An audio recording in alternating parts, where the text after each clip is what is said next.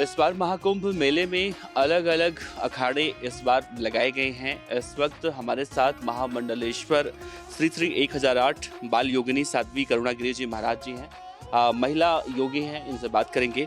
कैसे हैं आप? बहुत बढ़िया है। कुंभ मेले में आके अति प्रसन्न है। बहुत 3-4 वर्षों के बाद जब एक जगह कुंभ मेला आता है तो हमें बहुत बड़ी खुशी होती है। हमारे लिए सबसे खुशी का समय होता है कुंभ मेले में आना, सब संतों के दर्शन करना, सेवा करना, ये हमारा प्रकल्प है। खासतौर से देखा जाता है कि महिलाएं बहुत कम साध्वी बनती हैं या इस परंपरा में आती हैं। उसको लेकर आप क्या कहेंगी? देखो, कुछ तो समाज स्वीकार नहीं करता अपनी बच्ची को संन्यास के पथ पे चलने के लिए। कुछ महिलाएं ये सोचती है कि ये मार्ग बहुत कठिन है, और वास्तव में मेरी यदि अनुभव से पूछा जाए तो ये मार्ग कठिन नहीं है। केवल गुरु कृपा से ही सब संभव है। यदि योग्य गुरु ने हमारा हाथ पकड़ लिया तो असंभव जिंदगी में कुछ भी नहीं है। तो इसलिए हम उन पूज्य गुरुदेव के सानिध्य में रहे हैं।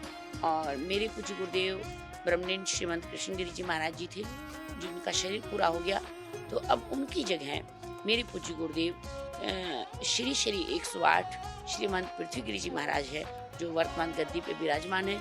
उनका सानिध्य, उनका स्नेह और उनकी छत्र छाया हमें मिली तो ये रास्ता कोई भी मुश्किल नहीं है, और किसी भी महिला के लिए हो भी नहीं सकता यदि गुरु कृपा है तो। और कोई कठिनाई रहती है? आप कब साध्वी बनी? देखो, वैसे तो मुझे बचपन से कभी भी याद नहीं है कि मैंने गिरु वस्त्र को छोड़ के कुछ और पहना होगा, परंतु 89 का महाकुंभ था, तब मैंने विधिवत संन्यास दीक्षा इलाहाबाद में ही दिया। इस बार का महाकुंभ भी बहुत खास बताया जा रहा है। देखो, वैसे तो महाकुंभ सभी खास होते हैं, प्रत्येक पुष्प की अपनी खुशबू और अपनी कोमलता होती है। हो सकता है आने वाले 12 वर्ष के बाद जो कुंभ मेला आए वो इससे भी कुछ खास हो। ठीक है, ज्योतिष गणना के अनुसार ज्योतिषी का एक स्वभाव होता है कि वो प्रत्येक चीज को बहुत बढ़िया पेश करे। सो उन्होंने अब की बार इस कुंभ को बहुत बढ़िया पेश किया। अच्छा, इस बार महाकुंभ में देखने को मिल रहा है बहुत सारी महिलाएं ऐसी हैं जो नौकरी पेशा है, अच्छी नौकरी करती हैं, वो साध्वी बनने के लिए आ रही हैं। हालांकि वो जब किसी मठ में या किसी अखाड़े में जा रही हैं तो कहा जा रहा है उनसे कि एक उम्र होता है। क्या ऐसा कुछ सीमा होता है या कितनी चुनौतियां होती हैं? कुछ गाइडलाइन है क्या? देखो, एकदम से आ जाना, नौकरी को छोड़ देना, महात्मा बन जाना, ये बात ठीक नहीं है। इसको कहते हैं गरम गरम खाना। ये बहुत सहज मार्ग है, और गुरु एकदम से संन्यास दीक्षा नहीं देंगे। वो पहले उनको परखेंगे, पहले उनको देखेंगे क्या इनके मन में टिका हुआ वैराग्य है। इसको कहते हैं शमशानी वैराग्य। जैसे किसी की मृत्यु हो जाए और हम उसके साथ जाएं और ये कहते हुए जाएंगे कुछ नहीं है दुनिया में, क्या आनी जानी है, सबने मर जाना है, सबने छोड़ जाना है। जैसे शमशान से व्यक्ति आया, नहाया और सारा वैराग बह गया। ये सब साधुओं की चमकती दुनिया को देख करके शायद उन्हें ऐसा लगता है कि महात्मा बन जाओ, बहुत बढ़िया है। पर वास्तव में महात्मा का जीवन ये चमकती हुई दुनिया नहीं है। महात्मा का जीवन एक त्यागमय भरत जैसा जीवन है। जैसे महाराज भरत अयोध्या के राजा तो थे, परंतु राजा नहीं थे, वो तो एक तपस्वी का जीवन जी रहे थे। वास्तविक हमारा जीवन तपस्वी है, औरों के लिए हम राजा। आपका वीडियो भी बहुत वायरल होता है शिव पुराण कहते हुए। अनेक अनेक तरह के आप प्रवचन जो देती हैं। आपके भक्तगण भी यहाँ पर भी काफ़ी संख्या में मौजूद हैं। कुछ खास अगर कहना चाहें तो? देखो, जो कुछ है ये केवल गुरु कृपा और संत कृपा और भगवत कृपा है। और इसके साथ साथ में वीडियो वायरल हुआ, ये एक मीडिया है, मैं इसके बारे में कुछ जानती नहीं हूँ। और भक्त हैं वो भगवान के भक्त हैं, मेरे नहीं कह सकती हूँ, क्योंकि मैं भगवान से जुड़ी हूँ तो भगवान के हैं। बात रही जहाँ तक आप एक क्वेश्चन मेरे से पुट करना चाहेंगे अभी, और कर ही रहे हैं सभी मीडिया वाले, कि आप महामंडलेश्वर कैसे बनी, आप सन्यासी कैसे बनी। सभी का ये प्रश्न है, सभी के लिए है।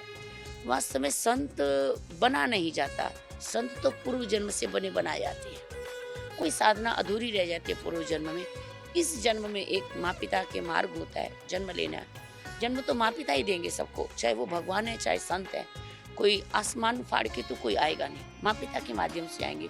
उन्होंने जन्म दिया, पर एक वैराग्य और एक चेतना और एक यादाश्त पूर्व जन्म की रहती है। सो गुरु सामने मिलते ही जिस माला से मन का टूटा हुआ होता है उसमें पिरोया जाता है, और वो सन्यासी बने बनाए होते हैं। एक जिस तरह से आग के अंगारे के ऊपर राख आ जाती है, उसको हटा दिया जाए तो आग चमकती है। इसी तरह से संत तो पूर्व जन्म के ही होते हैं, बस अब थोड़ा सा आकर के साधना करने से उनका संतपन जो है वो चमक जाता है। बात रही महामंडलेश्वर बनने की, महामंडलेश्वर बनने के लिए कोई पढ़ाई या डिग्री उपलब्ध नहीं करनी पड़ती है। वो तो अखाड़ा एक योग्यता देखता है। मंडलेश्वर शब्द का होता है मंडली का संचालन करना, कि क्या आप 20, 50, 100, 200, 1000, 2000 लोगों का संचालन कर सकती हैं? क्या आप उनको मार्ग दिखा सकती हैं? जो मार्ग दिखा सकेगा उसको वो योग्य मानेंगे और महामंडलेश्वर की उपाधि से उसको नवाजेंगे। शुक्रिया बात करने के लिए। तो साफ तौर से महामंडलेश्वर बनने के लिए किसी तरह की कोई डिग्री की ज़रूरत नहीं होती है, बस 200, 300 या 1000 लोगों को कैसे संचालित करना है, कैसे उनका लीडरशिप करना है, अगर आसान शब्दों में कहा जाए तो महामंडलेश्वर की नियुक्ति की जाती है। कैमरामैन गौरव के साथ देवनाथ पांडे, गुजरात फर्स्ट, प्रयागराज, यूपी। इस तरह की और वीडियो देखने के लिए हमारे YouTube चैनल को सब्सक्राइब करें और बेल आइकन को दबाना ना भूलें। यदि आप हमारा वीडियो Facebook पर देख रहे हैं तो पेज को लाइक और फॉलो जरूर करें। हमारे अन्य सोशल मीडिया पेजेस से भी जुड़ें।